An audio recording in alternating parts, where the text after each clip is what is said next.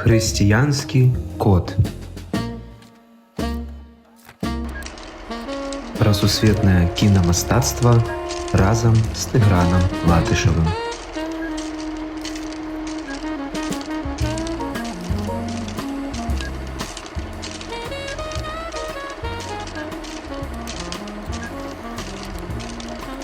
Слава Ісусу Христу, дарагія гледачы і слухачы YouTube-каналу Радыё Марыя.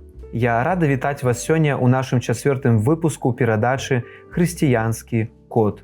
У другім выпуску мы з вами гутарылі пра знакамітую экранізацыю вядомага пісьменніка Стывена Кінга «Уцёкі з Шаўшэнка». А сёння мы пагутарым пра экранізацыю не менш знакамітага яго твору «Зялёная міля» з вялікім Томам Хэнксам у галоўнай ролі.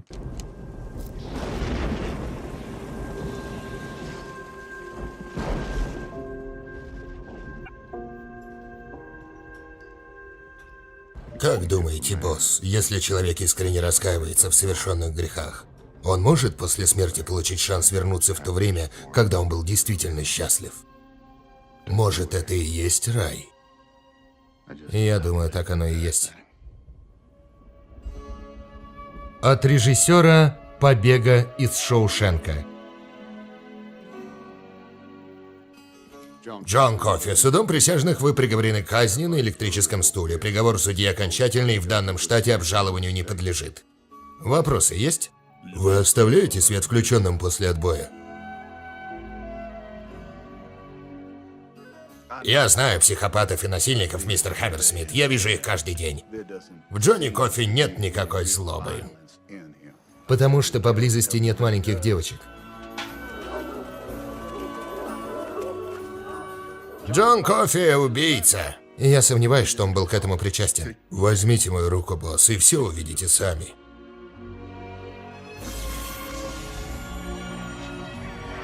Это настоящее чудо? Я сомневаюсь, что Бог мог вложить подобный дар в руки человека, убившего ребенка. Вы мне приснились. Мы нашли друг друга во тьме. Он как будто с небес свалился.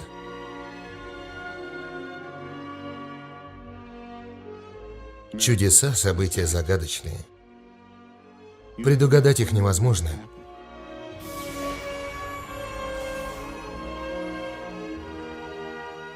А когда они случаются в таком месте, как это, их сила поражает вдвойне. Я расскажу вам историю чуда, произошедшего там, где я работаю. На зелёной міле. Выйшаў гэты фільм на вялікія экраны ў 1999 годзе, а зняты ён быў тым ж самым рэжысёрам Фрэнкам Дарабонтам. У фільме ўздымаюцца самыя глыбінныя тэмы чалавечага жыцця. Гэта і сэнс чалавека на зямлі, яго кошт, дабро і зло, стаўленне да непазбежнасці смерці, пытанне аб вінаватасці і невінаватасці, уладзе і бяспраўі, справядлівасці, прыняцці і адказнасці, жыццёвых выбарах і не толькі. Бачым, што сапраўды закранаюцца самыя вялікія пытанні высокага ўзроўню. Сюжэт фільма адбываецца ў 1935 годзе. У амерыканскую турму «Халодная гара» у штаце Луізіяна быў дастаўлены гігант Джон Кофі, які быў асуджаны на смяротнае пакаранне за нібыта здзейсненае ім згвалтаванне і забойства двух маленькіх дзяўчынак. Аднак потым высвятляецца, што ён надзелены боскім дарам. Гэты факт праілюстраваны і ў рэкламным слогане фільму. Пол Эджкомб не верыў у цуды, пакуль не сутыкнуўся з адным з іх. На жаль, ужываць сваю сілу Джону Кофі даводзіцца ў зусім неказачных абставінах. Спалучэнне жорсткай рэальнасці і звышнатуральных з'яў – гэта канёк Стывена Кінга. Таксама Кінг зрабіў свайго персанажа вялізным, але пры гэтым па-дзіцячы прастадушным, які нават плача ад таго, што не змог выратаваць забітых дзяцей. Так, гігант вонкава грозны, вялікай фізічнай сілы, чарнаскуры, без роду і племені, аказваецца ціхім, добрым і кранальным дзіцём, які нават баіцца цемры. Мы бачым, што па жыцці часта людзі, называючы кагосьці прыдуркаватым, нехта шкадуючы, а хто і з пагардай, не задумваецца, што менавіта яны, іншыя, бліжэй да Бога, бо жывуць паводле яго законаў, што менавіта яны, а не звычайныя людзі, нармальныя. Яны, нібы кветкі, даверліва адкрыты душой Господу. Христос сказаў: «Праўдзіва кажу вам, калі не звернецеся і не будзеце як дзеці, то не войдзеце ў Царства Нябеснае. Дык вось, хто зменшыцца, як гэтае дзіця, той і большы ў Царстве Нябесным». Матфея, 18 глава, 2-4 верш. Цікава, што ілюзію гіганцкага росту Джона Кофі, якога сыграў Майкл Кларк Дункан, стварылі з дапамогай розных хітрыкаў, накшталт платформаў, на якіх стаяў акцёр, і асаблівых ракурсаў камеры. Хоць выканаўца ролі і валодаў немаленькім ростам, амаль 2 метры, да волата яму ўсё ж такі было далёка. Так што яго выява – гэта чыстай вады ілюзія, створаная самымі традыцыйнымі сродкамі кінематографу. У свой час «Зялёная міля» атрымала 4 намінацыі на прэмію «Оскар», 1 намінацыю на «Залаты глобус» і 3 прэміі «Сатурн». Нягледзячы на тое, што фільм даволі доўгі, ён атрымаў станоўчыя водгукі ад кінакрытыкаў, якія пахвалілі кінарэжысуру і сцэнарый Дарабонта, эмацыйную вагу ў выступленні Хэнкса і Дункана. З моманту выхаду фільм набраў рэпутацыю аднаго з самых кранальных фільмаў усіх часоў. Таксама фільм меў і камерцыйны поспех, зарабіўшы $286 мільёнаў пры бюджэце ў $60 мільёнаў. На партале «Кінапошук» «Зялёная міля» займае высокае 4-е месца з 250 найлепшых фільмаў усіх часоў з адзнакай у 9,1 балаў, а на міжнароднай платформе IMDb у яго адзнака у 8,6 балаў ад 1 600 000 карыстальнікаў гэтага парталу. Калі ж казаць пра хрысціянскія сэнсы і паралелі ў «Зялёнай міле», то можам адзначыць, што гэты фільм – глыбокая хрысціянская алегорыя і вялікая прытча 20-го стагоддзя. А хрысціянскія алюзіі ў фільме – гэта сведчанне таго, што Евангелие і сёння актуальна і яно не памірае. Па ўсім рамане «Зялёная міля» раскіданы то тут, то там сотні намёкаў на тое, што гэта менавіта новае бачанне Евангелия. Нават назва самой турмы «Халодная гара» – гэта прамая адсылка да гары Галгофы, дзе быў распяты наш збаўца Езус Хрыстус. Пачнем з таго, што вобразы галоўнага героя Джона Кофі і яго начальніка, блока смяротнікаў Пола Эджкомпа, вельмі моцна пераклікаюцца з вобразамі Хрыста і Пілата. Нават ініцыялы Джон Кофі по-англійскі маюць літары G і K. І як пісаў сам Кінг, яны адпавядаюць ініцыялам Езуса Хрыста – Jesus Christ. Як і Христос, Кофі быў засуджаны на смяротнае пакаранне за ўчынкі, якіх ён не рабіў. А ў фінале бачым, што ён, як і Езус, памірае за чужыя грахі.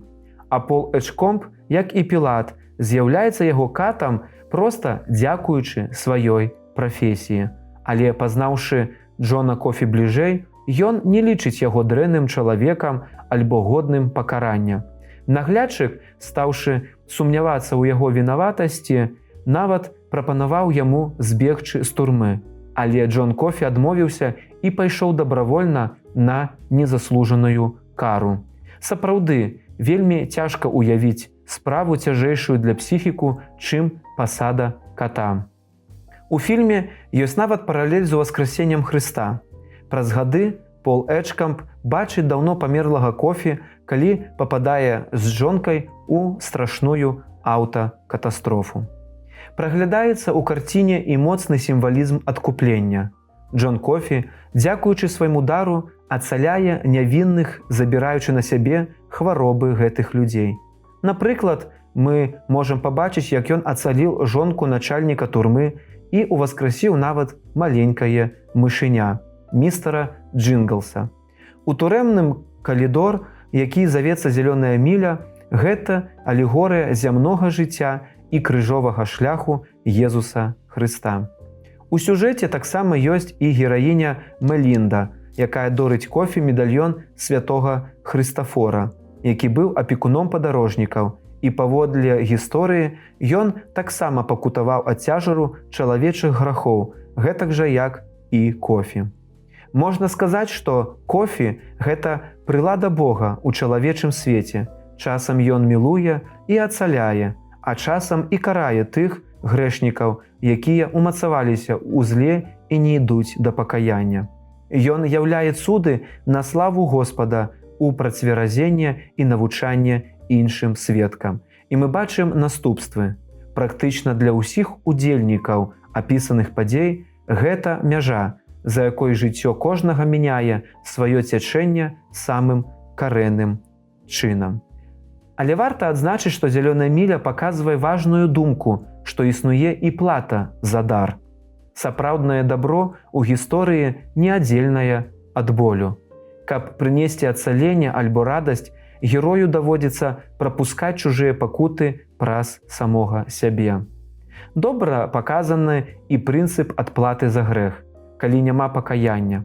Мы бачым пакаранне злога наглядчыка турмы за здзекі над нявіннымі, што адлюстроўвае біблейскі прынцып «Не падмайнавайцеся, з Бога не пасмяешся, што пасее чалавек, то і пажне». Яшчэ бачым, што ў наглядчыка блока смяротнікаў Пола Эджкомба ёсць сапраўдная любоў, якая выяўляецца ў яго клопаце пра іншага чалавека. Яму ўсё роўна, хто гэта, ці добры чалавек, ці нават зняволены, які асуджаны на смерць за нібыта здзейсненае жахлівае злачынства. Менавіта такая ахвярная хрысціянская любоў здольная прымусіць наглядчыка, чалавека вопытнага, які бачыў шмат і многіх, сумнявацца ў вінаватасці прыгаворанага да смяротнага пакарання кофе. Як пакутлівы крык душы гучаць яго ціхія словы. «Я не веру, што Господ даў такі дар забойцу». І да, правёўшы сваё асабістае расследаванне, ён выяўляе, што кофе не вінаваты. Але хто паверыць наглядчыку? Хто будзе пераглядаць справу, калі электрычнае крэсла ўжо гатова і патрэсквае электродамі? Да пакарання смерці застаюцца лічаныя дні. На двары 1930-е гады. Забіты дзве цудоўныя белыя дзяўчынкі, а кофе пабачылі на месцы злачынства з іх целамі ў яго акрываўленых руках. Ну і яшчэ адзін момант. Кофе – велізарны негар, што на тое часы ўжо было само па сабе злачынствам. Якімі ж выбітнымі чалавечымі цнотамі трэба валодаць, каб звяртацца з гэтымі смяротнікамі, як з хворымі дзецьмі, шчыра клапаціцца аб іх цялесным здароўі і душэўным спакоі, суцяшаць іх у смутку і роспачы і усяляк, пазбегаючы нанясення ім псіхічных траўмаў, гутарыць з імі. З вуснаў галоўнага героя мы са здзіўленнем чуем. Мы не палохаем зняволеных, у іх і так вялікі стрэс. У процівагу галоўнаму герою мы бачым у фільме самы негатыўнага турэмнага наглядчыка Персі Уітмара, які непрыкрыта здзекуецца са зняволеных, адчуваючы сваю моцную ўладу як над імі, так і над сваімі калегамі, якія не могуць паўплываць на яго паводзіны з-за сувязі Уітмара з высокапастаўленымі чыноўнікамі. У «Зялёную мілю» ён трапляе па асабістым жаданні, знаходзячы тут унікальную магчымасць легальна забіваць і беспакаранна здзекавацца з людзей. У асобе Персі Уітмара мы бачым псіхапата. Гэта значыць чалавека, пазбаўленага спагады да іншых людзей. Няздольнага адчуваць раскаянне, схільнага да эгацэнтрычнасці і ілжывасці. Яго асабістыя якасці можна характарызаваць як паталагічныя. Ён шчыра не адчувае ніякага дыскамфорту ад наступства сваіх учынкаў, а наадварот, адчувае радасць, калі другія людзі вельмі моцна пакутуюць. Яшчэ можна дадаць, што ў духоўным сэнсе сам карыдор «Зялёная міля» – гэта час нашага жыцця, які адпушчаны чалавеку Богам ад моманту ўсведамлення непазбежнасці ўласнай смерці, да сустрэчы з Господам. Гэта хвіліны, гадзіны, гады, а для кагосьці і дзесяцігоддзі, якія даюцца кожнаму з нас для таго, каб, азірнуўшыся на пражытае, зрабіць высновы. Часам яны несуцяшальныя. Гэты час для пакаяння – апошняя магчымасць ачысціць сваю душу, паспець навучыць яе любові, без якой немагчыма быццё з Богам. Любові да Господа і да ўсяго Божага свету, да яго стварэння, бо ўсё, што створана Господам, гэта сапраўдны цуд. Перад пакараннем смерцю Джон Кофі перадаў частку сваёй сілы Полу Эджкомбу. Дзякуючы гэтаму герой пражыў да 108 год, але да канца ён будзе лічыць даўгалецце карай, бо гэта павялічвала час, які ён правёў з успамінамі аб сваім граху. Тое, што выконваў смяротны прысуд нявіннаму чалавеку. Сімвалічным таксама становіцца і пытанне Пола Эджкомба ў канцы сюжэту аб тым, а як ён адкажа перад Богам за забойства яго цудоўнага стварэння Кофі і іншых людзей. Джон, я тебе хочу сказать что-то очень важное. Я знаю, что ты скажешь. Думаю, не стоит. Нет, я должен. Я должен сказать. Джон, скажи мне, что ты хочешь, чтобы я сделал? Хочешь, чтобы я тебя выпустил отсюда? Дал тебе сбежать? И ты далеко уйдешь? Зачем тебе это надо? Когда призовет Господь на свой суд праведный, Он спросит меня, почему ты убил одно из настоящих моих чудес. Что я ему скажу? Что это моя работа. Моя работа. Ты скажешь Господу, что сделал хорошее дело. Я знаю, ты страдаешь и беспокоишься, я чувствую это. Но ты должен успокоиться. Я хочу умереть и покончить с этим. Я хочу.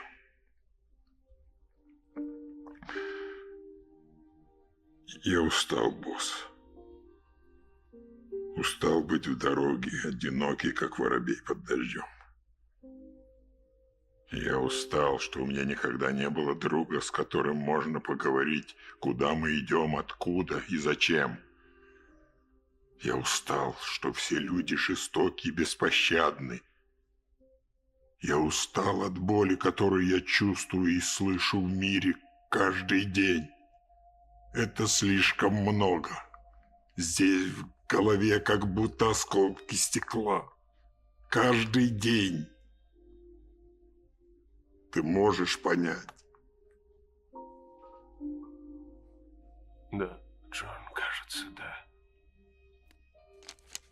Фільм адкрывае нам яшчэ іншую евангельскую перспектыву. Святых людзей чуе толькі меншасць, але затое лепшая меншасць. І яна, як і ў дні Хрыста, знаходзіцца і сярод праведнікаў, і сярод грэшнікаў, якія палюбілі Бога. І Джон Кофі, святы гэтага фільма, памірае таму, што так загадваюць фармальныя законы.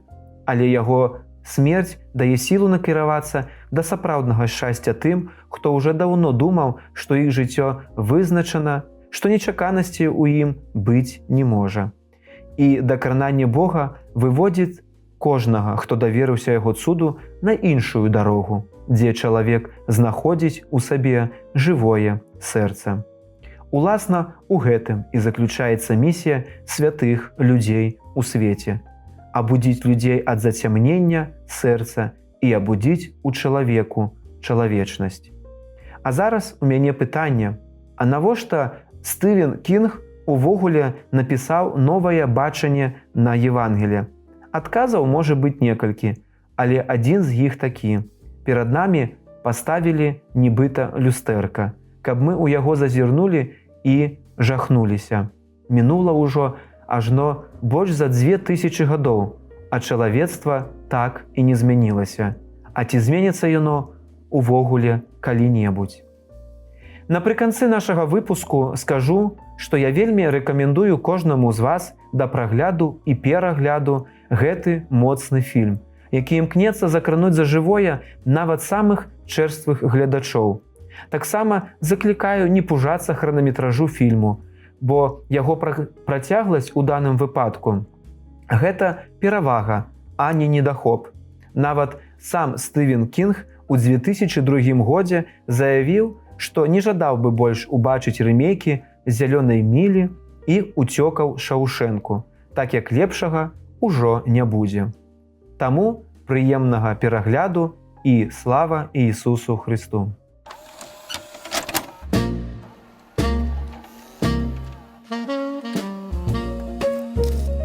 Хрысціянскі код. Пра сусветнае кінамастацтва разам з Тыгранам Латышавым.